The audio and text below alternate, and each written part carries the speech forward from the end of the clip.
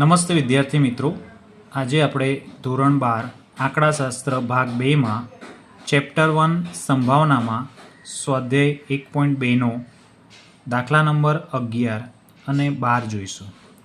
સૌપ્રથમ દાખલા number 11માં leap વર્ષ ન હોય તેવા વર્ષમાં 53 શુક્રવાર હોવાની સંભાવના શોધો. આપણે અગાઉના દાખલામાં પણ જોયું છે કે એમાં વાત હતી કે લીપ વર્ષમાં ફેબ્રુઆરી માસમાં સોમવાર 5 વાર આવે તેની સંભાવના. તો અહીં વારની વાત છે, તેથી આપણે કોઈ પણ વાર હશે તો એને અઠવાડિયામાં એટલે કે 7 દિવસમાં ગણવામાં આવે છે. અહીં લીપ વર્ષ ન હોય એટલે કે આખા વર્ષની અહીંયા વાત છે, અહીં કોઈ મહિનાની વાત નથી. તો આખા વર્ષની વાત છે, તેથી લીપ વર્ષ ન હોય તો એમાં કુલ દિવસો આપણા કેટલા હશે?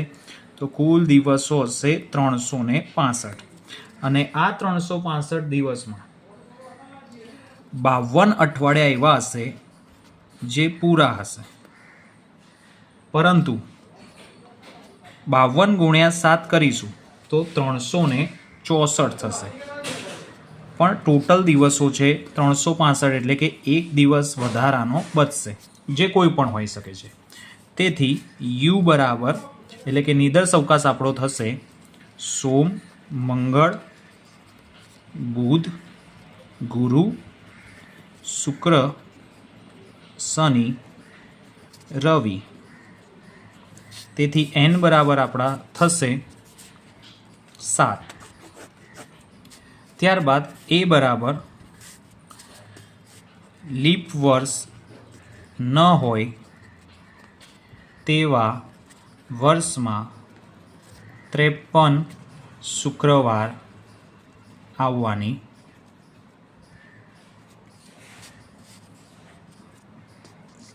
સંભાવના અથવા ઘટના. તો અહીં 53 શુક્રવાર એટલે કે વધારાનો જે એક દિવસ છે એ આવવાની સંભાવના. તો સાનુકૂળ પરિણામ આપણે લખીશું. તો એમ બરાબર સાનુકૂળ પરિણામમાં આપણે કહી શકીએ કે શુક્રવાર, તો શુક્રવાર 53મો દિવસ શુક્રવાર હોય એમ આપણે સમજીએ. તો એમ બરાબર થશે 1. તો પી ઓફ એ બરાબર એમ અપોન એન એટલે કે 1/7. તો આ આપણો આન્સર થઈ જશે. ત્યારબાદ આપણે વાત કરીએ 12મા દાખલાની. તો કોઈ પણ વર્ષના ઓગસ્ટ માસમાં, અહીં વાત કરી છે ઓગસ્ટ માસની, અને એમાં 5 મંગળવાર આવે તે ઘટનાની સંભાવના.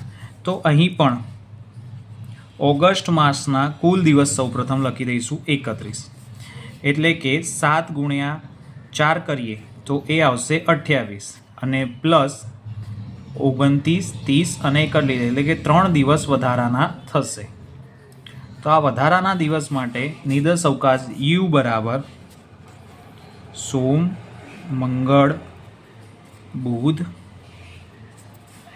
ત્યારબાદ મંગળ, બુધ, ગુરુ એટલે કે મંગળ, બુધ, ગુરુ, ત્યારબાદ બુધ, ગુરુ, શુક્ર, ત્યારબાદ ગુરુ, શુક્ર, શનિ, ત્યારબાદ શુક્ર, શનિ, રવિ, ત્યારબાદ શનિ, રવિ, સોમ, ત્યારબાદ રવિ, સોમ અને મંગળ.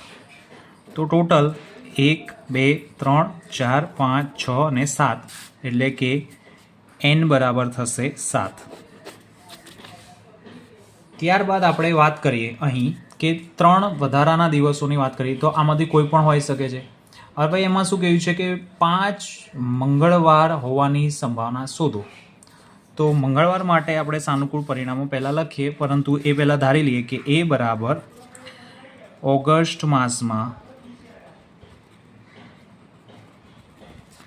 5 મંગળવાર આવે તે ઘટના.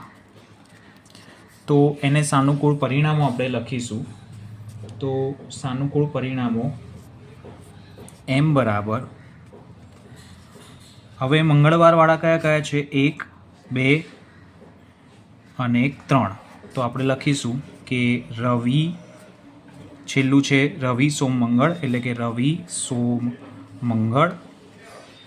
ત્યારબાદ સોમ મંગળ બુધ, એટલે કે સોમ મંગળ બુધ. અને ત્રીજો છે મંગળ બુધ ગુરુ, મંગળ બુધ ગુરુ. તો ટોટલ સાનુકૂળ પરિણામ થશે m બરાબર 3. હવે સંભાવના જોઈએ કે P ઓફ A બરાબર m/n, એટલે કે 3 ભાગ્યા ઉપર જે નિદર્શ અવકાશના કુલ પરિણામો 7 છે, તો આપણો જવાબ આવશે 3/7. તો આ રીતે કોઈ પણ દાખલો હોય તો એમાં આપણે સૌપ્રથમ વધારાનો દિવસ અલગથી દર્શાવી દઈશું અને એ પ્રમાણે આપણે નિદર્શ અવકાશ લખીશું. મહિનો હોય તો મહિનામાં કેટલા દિવસ છે એના પરથી વધારાના દિવસ ડિસાઇડેડ થશે. અને વર્ષ હશે તો બિન લીપ વર્ષ હશે તો 365 દિવસ આવશે, અને લીપ વર્ષ હશે તો 366 દિવસ આવશે, અને એમાં વધારાના દિવસ હશે 2. તો આ આપણે ખાસ ધ્યાન રાખીશું.